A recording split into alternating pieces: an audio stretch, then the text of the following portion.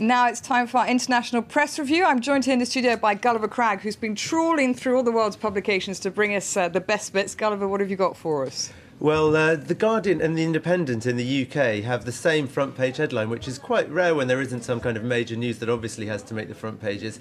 And that is that apparently the drugs don't work. Prozac and a number of other antidepressants have been revealed to be no more effective than placebos in a new study published in Britain. 40 million people worldwide take Prozac, 3.5 million in Britain. But according to this study, it's actually, except in the cases of the most extremely depressed people, not doing them any good.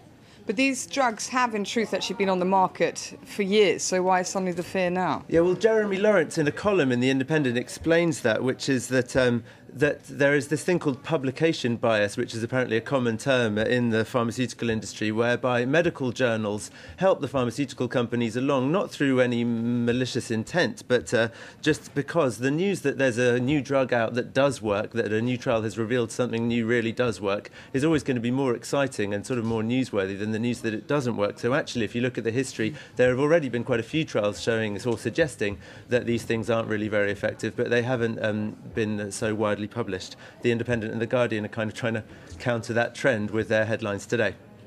Take note, all of us. OK, well, where else are you taking us then? To the US and the continuing battle for the Democratic presidential nomination. The New York Times has carried out a poll which is showing for the first time that a majority of Democrats nationwide think that Barack Obama is better placed than Hillary Clinton to beat John McCain when it comes to the presidential election. There's also an interesting article in the New York Times there about the difficulty of predicting what will happen in Texas, which is the next key primary.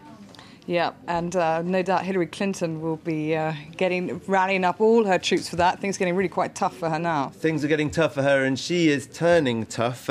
Desperate is the word that seems to be used in the Danish paper Extra Bladet, which is one of relatively few papers, I was quite pleased to see, that have reproduced this picture of Barack Obama in a sort of turban, which he says she released in a bid to sort of subliminally associate him with Islam. He's not, in fact, a Muslim. The Guardian reports, though, that Hillary Clinton's camp has strenuously denied any role in releasing that photo. But also on Extra Bladet, there's a headline, Sarkozy amok. The French president's outburst at the Agriculture Salon this weekend has got even more stories in the international press after it became a massive hit on YouTube yesterday. Most English-speaking papers are translating what he said to the guest at the thing as "you poor jerk," which I think is quite a mild way of rendering in English compared to what he actually said.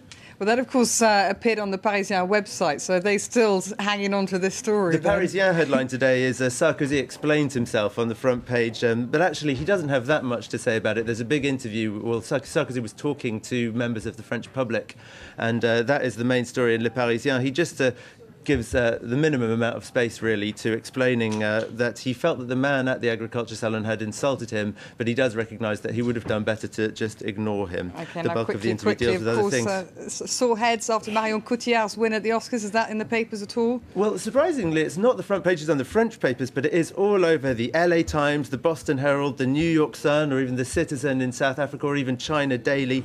The first French actress ever to win the Best Actress award for a role in French. There was one other, Simone Signoret, but she was playing the role in English.